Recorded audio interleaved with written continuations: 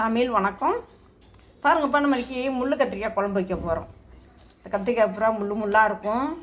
பாருங்கள், இந்த முள்ளெல்லாம் ஒதுக்கிட்டு இப்போ நம்ம கட் பண்ணி வச்சுருக்கோம். முழுசாக கட் பண்ணி வச்சுருக்கோம். முள் கத்திரிக்காய் அது செடியே முள்ளாக தான் இருக்கும். இந்த காய் பார்த்துருப்பீங்க, சமைச்சும் இருப்பீங்க. இந்த காய் தான் நம்ம இன்றைக்கி குழம்பு வைக்க போகிறோம். முள் கத்திரிக்காயை போட்டு குழம்பு வைக்க போகிறோம். முள் கத்திரிக்காயை இதுக்கு தேவையான பொருள் பாருங்கள். பூண்டு எடுத்து வச்சுருக்கோம், பூண்டு கட் பண்ணி வச்சுருக்கோம். வெங்காயம் நிறைய கட் பண்ணி வச்சுருக்கோம். 2 பச்சை மிளகா வச்சுருக்கோம். தக்காளி ஒரு 3 தக்காளி கட் பண்ணி வச்சுருக்கோம். இந்த தக்காளி கசப்பு கொஞ்சம் உள்ளது கத்திரிக்காய், அதனால் தக்காளி கொஞ்சம் கூட வச்சுக்கிட்டோம். ஒரு ஸ்பூன் மிளகாய்த்தூள் வச்சுருக்கோம். இப்போ வெந்தய பவுடர் வச்சுருக்கோம். பெருஞ்சீரக பவுடர் வச்சுருக்கோம்.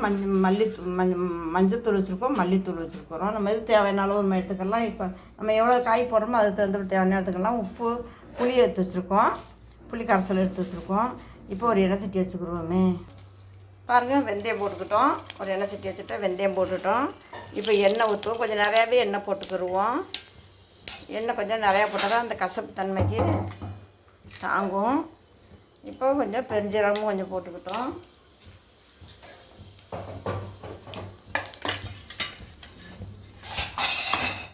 பாருங்கள், இப்போ இந்த கத்திரிக்காய் எல்லாத்தையுமே அது போட்டுருந்தேன். கத்திரிக்காய் எல்லாமே போட்டுக்கிட்டோம். பாருங்கள், உப்புக்கு தேவையான அளவு உப்பு போட்டுக்கிட்டோம். இப்போ இதை சிம்மில் வச்சுக்கிட்டு இந்த கத்திரிக்காய் எண்ணெயில் கொஞ்சம் வேக விடுவோம்.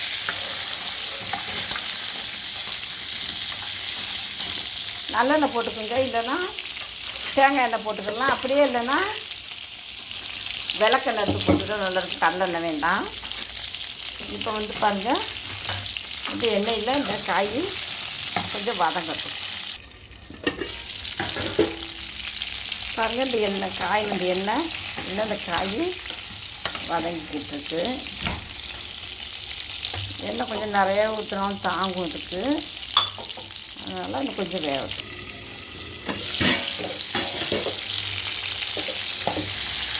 பாருங்கள், எண்ணெய் கொஞ்சம் நிறையா போட்டு வைப்போம். எதுக்குமே நான் எண்ணெய் ரொம்ப சேர்க்க மாட்டேன். இந்த கத்திரிக்காய்க்கு தான் இப்போ எண்ணெய் சேர்த்துருக்கேன். இப்போ பாருங்கள், இந்த வெங்காயம், பூண்டு, பச்சை மிளகாய் சேர்த்துருவோம். உப்பு ஆரம்பத்துலேயே நம்ம போட்டோம். இந்த குழம்புக்கு தேவையான அளவு உப்பு தேவையான அளவு போட்டுட்டோம். இப்போ இதை போட்டிருக்கோம். அடுத்து இந்த தக்காளி இருக்குது பாருங்கள், இந்த தக்காளி இதில் சேர்த்துருவோம். தக்காளி கொஞ்சம் நிறையாவே சேர்த்துருக்கோம். ஏன்னா குழம்பு இப்போ தான் டேஸ்ட்டு கிடைக்கும். இது கொஞ்சம் கசக்கும், அதனால் கொஞ்சம் நிறையாவே சேர்த்துருக்கோம். இப்போ இவங்க எல்லாம் அப்படியே வச்சு மூடி வச்சுருவோமே. வேண்டாம், பாருங்கள், இது எல்லாமே வதங்கிடுச்சு. வெங்காயமும் 3/4 வேக்காட்டில் வதங்கியிருக்கு. பூண்டு, வெங்காயம், தக்காளி எல்லாம் வதங்கியிருக்கு. காய் கொஞ்சம் வதங்கியிருக்கு. இப்போ என்ன செய்கிறோம், இந்த மிளகாய் தூள் இருக்கு இல்லையா, ஜாமான்லாம் இருக்குது பார்த்திங்களா, இதில் எல்லாத்தையும் இதில் சேர்த்துருவோம். மிளகாய் வறுத்து எண்ணெயில் போட்டு வறுத்து எல்லா ஜாமானும் வறுத்து போடலாம். இப்போ நான் அர்ஜென்ட்டுக்கு வைக்கிறனால நான் வறுத்து போடலை, நான் சும்மா தான் வைக்கிறேன். அதனால் இந்த மிளகாயும் இந்த மசாலையும் இந்த இதில் இந்த எண்ணெயிலே சேர்ந்து வறுத்தது மாதிரிக்கு ஆயிரும். அதனால் இப்போ வறுத்து போடல நான். பாருங்கள், இப்போ எல்லாமே 1/2 வேக்காடு வெந்துருச்சு. 1/2 வேக்காடு 3/4 வேக்காட்டுக்கு வந்துச்சு. இந்த காயும் இந்த எண்ணெயில் வெந்திருக்கு. இந்த மசாலையில் இந்த காய் வெந்திருக்கு. இந்த மசாலையில் காய் வெந்தது, இந்த காயிலையும் உப்பு உரப்பு எல்லாம் சேரும். பாருங்கள், இப்போ எல்லாம் நல்லா வெந்துகிட்ருக்கு. தண்ணியே நம்ம ஊற்றலை, எண்ணெய் கொஞ்சம் அதிகமாக ஊற்றுனதுனால இந்த எண்ணெயில் வெந்துகிட்ருக்கு. இந்த எண்ணெய் கொஞ்சம் மூடி வேக விடுவோம்.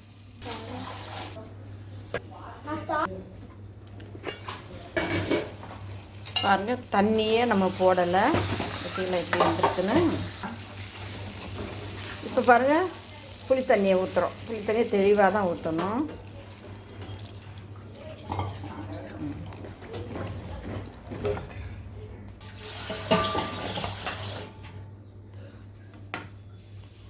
அப்படியே வேகட்டும்.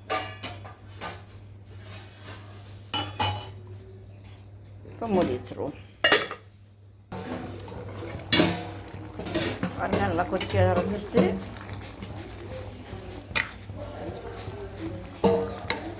நல்லா கொதிக்க ஆரம்பிச்சிச்சு. முள் கத்திரிக்காய் கத்திரிக்காய் நல்லா கொதிக்க ஆரம்பிச்சிருச்சு. இன்னும் கொஞ்சமும் கொதிக்கட்டும். கொதித்து குழம்பு கொஞ்சம் வத்தணும்.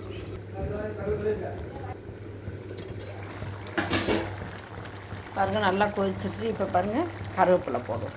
கருவேப்பிலை கொஞ்சம் நிறையாவே போட்டுக்கிறோம்.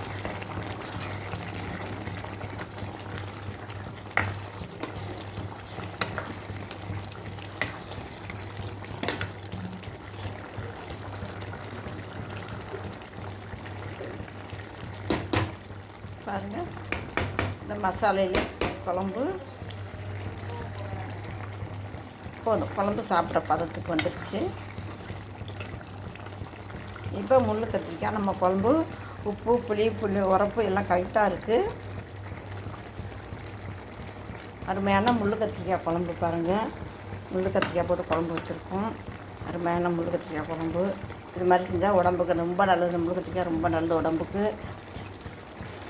வயிற்றில் உள்ள கிருமிகளுக்கு பாக்கி பல நோய்களை தடுக்கக்கூடிய பவர் முள் கத்திரிக்காயில் இருக்குது. முள் கத்திரிக்காயை இது மாதிரி கிடச்சின்னா குழம்பு வச்சு சாப்பிடுங்க, ரொம்ப நல்லது. இதை மூடி பண்ண இறக்கிடுவோம். அதுக்கு வேறு ஒன்றும் வேலை இல்லை. ஸ்டவ் ஆஃப் பண்ணிடுவோம்.